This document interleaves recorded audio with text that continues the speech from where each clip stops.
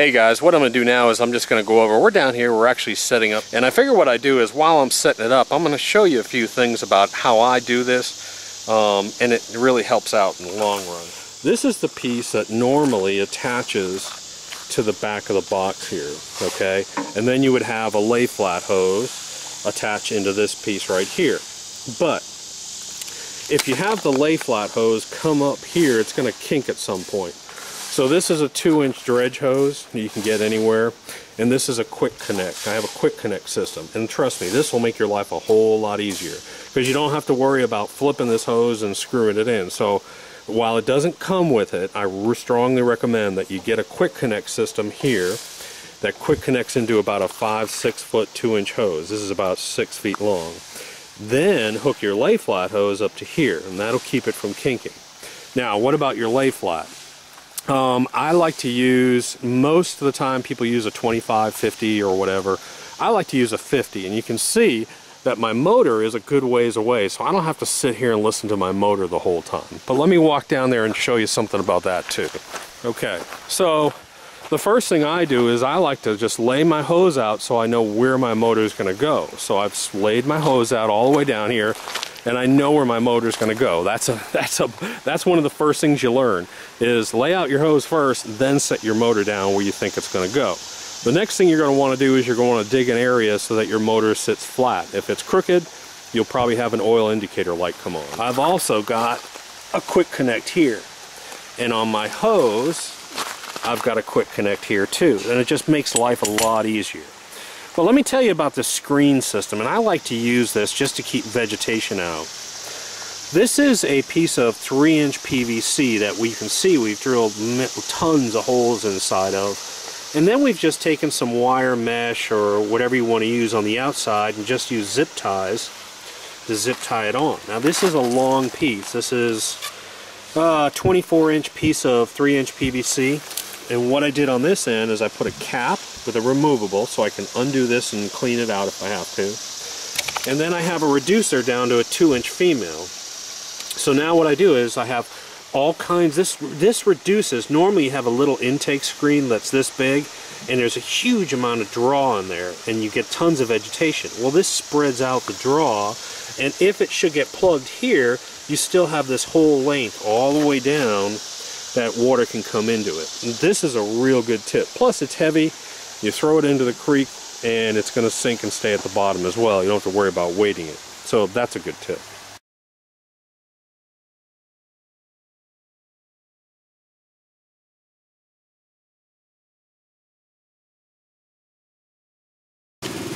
Hey guys, it's Doc, and you'll have to excuse, we're actually running a dredge down here, and I figured I'd show you a little bit of test panning.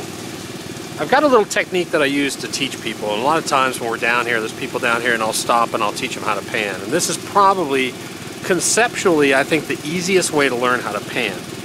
And that's the difference between loose dirt and dirt in the pan becoming one. And that's what I want you to concentrate on. So there are 2 points to this. One where the dirt is completely loose and everything is just moving around, and we're allowing the materials, the heavier stuff, to settle in the pan. The next step is when I have the pan and the dirt become one, and I let the water take off the lights on the top, layer by layer. So that's what I'm going to show you. I've got some, this is probably a horrible run. There's a little bit of gold in here. We did about a 45-minute test run. We never even hit bedrock. We're just going through some gravels and hard pack. So I don't think there's going to be much gold in here, but I want to show you. I'm just going to do this real quickly, and this is how we test pan real quick. So hold on, I'll show you.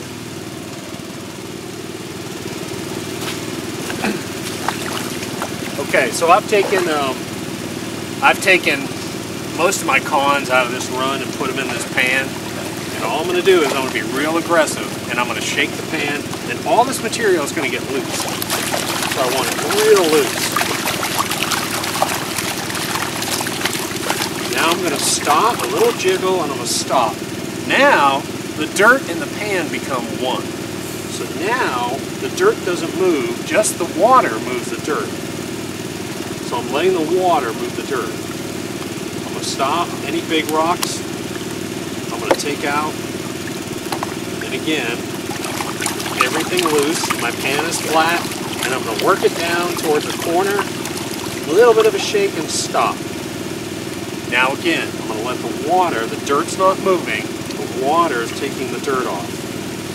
The water is removing the dirt. I'm starting to see black sand. These are concentrates, so I got a lot of black sand. Bring it down flat, let it go down to the corner, a little bit of a jiggle, stop, and again, let the water take the dirt. I'm not going to get 100% of the gold on this, but it's a great way to test pan quick. Let the water take the dirt. Any big rocks, pull your big rocks, bring it flat. Now, you're going to see that the dirt becomes light. And I'm just going to let the dirt, water, take that dirt off.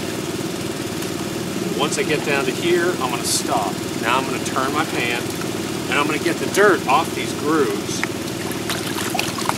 And I'm going to move it down to the normal side of the pan. Alright, so I'm going to move it in a little bit closer here. Hopefully you can see it. I'm going to try and shade it out. But again, I'm going to get it to go light. Let the water take it off down to dirt, down to dark. Now it's turning dark, almost red, red-black. A little bit of a shake back and forth. Turns light again. Take the light off. Lots of garnets in this run, I don't know why. Just let the lights, let the water take that lighter half off.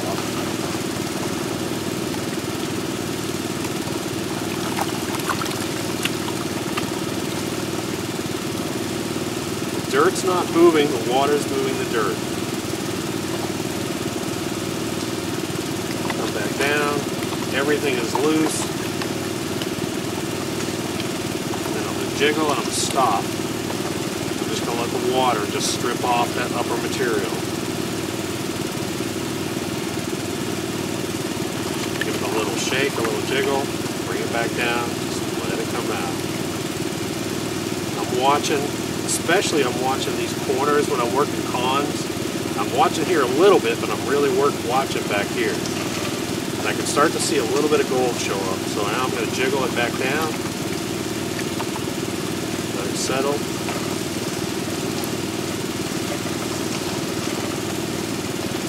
I really watch back here and I see gold. So once I see gold, I'm going to stop, jiggle it, let it settle. Let that water just strip and strip and strip and strip and strip and strip and strip. Now I see gold, I'm going to stop. Let it all go loose, let it settle.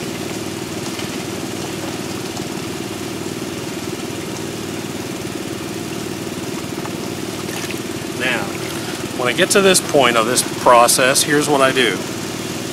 I hold my hand steady here and I don't move, and I move the pan. A little too much. And I want about a ½ inch, 3/4 of an inch all around this material. And what I'm going to do is I'm just going to tap. And what I'm doing is kind of making a shaker table here. This hand, my left, is not moving, just the pan is. And what you'll see is you'll start to see gold over in here.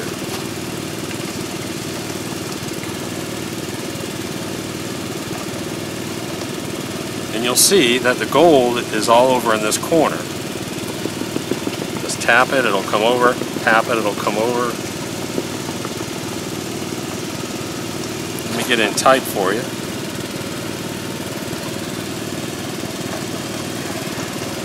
But you can see gold over in here. Lots of little fine gold. Lots of little fine gold in here. There's one nice little nugget right there. 2 nuggets. Oh, we got 2 nuggets today. That wasn't that bad. Got a nugget right here. Got a nugget right here. Let me zoom in. I'm going to show it to you real quick. Now again, I'm test panning and I'll probably get about 90% of my gold out. I'll have some fines that I'll miss. But you can see that's a nice nugget. That's a nice nugget. Those are 2 nice nuggets for Georgia. But you can see all the fine gold up in here. This is off our 5-inch. like I said, we never even hit bedrock. We were just running hard pack. And you can see, now they'll probably start to float away, but there's 50s and 100s up in here.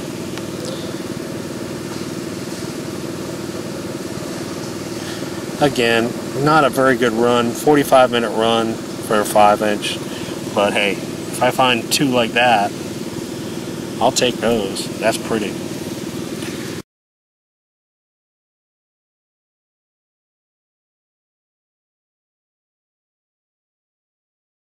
Okay, so I'm going to give you a little bit of an idea. We were up further up the creek before, and we had some fractured bedrock shells that we were working. We hit some really good gold, but it turned real spotty. So then I was looking at this creek, and here's what I'm noticing. I go from a creek that has inside bends with gravel bars to deep areas, and all of a sudden this creek all the way across here has a gravel bar. Now this is a little bit wider, and it might just be a release point where gravels are releasing evenly across here. But typically when I start to see these riffles going, all of these ripples all the way across this creek, this water rippling all the way across, and I see these gravel bars that go all the way across the creek, typically speaking, that's where the bedrock will be high. I'm assuming I have a higher piece of bedrock here. Now I might get fooled because this might be a narrow creek up here that this is a release point so the gravels can drop out. I don't know. But if the gravels drop out, probably so do the gold. My goal though is to get to bedrock. That's what I'm trying to do. So we're going to come down here. We're also going to work. We've got a hook turn that we talked about. You can see this little hook turn inside bend, which is a real good place for gold. But then the other thing I want you to understand is that creeks move. And we talked about this. We were talking about this yesterday, is that this creek used to be back over in here. And you can tell that because if you look on this side of the creek, there are no big trees, 10, 20 yards over here. So I've got no big trees over here. It's all just basically weeds. Look over at this side. Now this tree, that tree is probably, it's a birch, so let's say it's 80 years old. Well, it used to be in ground that was over here. So this creek has eroded over time, and the creek bed used to be back over here. So I'm going to be working different areas because you just never know what's going on because you're trying to find that old gold. That's what we're looking for today. But you can see the same thing. Anytime that you go to that outside bend where you have heavy erosion, you can see the tree over here. That tree used to be in dirt. Well, the river used to be, or the creek used to be way over here. Same thing, if you look over here, you got this soft sort of edging where deposits have built up over time. So heck, the creek may have been 20, 30 yards over there hundreds and hundreds of years ago. You never know.